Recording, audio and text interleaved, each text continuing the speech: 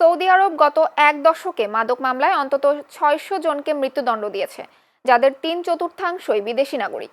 এমনই তথ্য প্রকাশ করেছে মানবাধিকার সংগঠন অ্যামনেস্টি ইন্টারন্যাশনাল।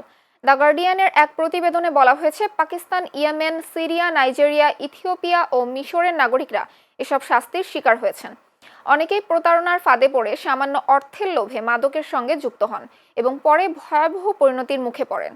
2021-22 সালে মৃত্যুদণ্ড কার্যকর সাময়িকভাবে স্থগিত থাকলেও 2024 সালে তা আবার বেড়ে যায়।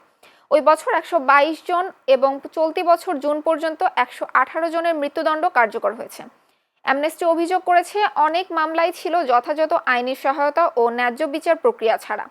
অনেকে আদালতে নির্যাতনের মাধ্যমে স্বীকারোক্তি আদায়ের অভিযোগও করেছেন। কেউ কেউ মৃত্যুদণ্ড কার্যকরের আগের দিন জানতে পারেন, পরদিনই তার ফাঁসি।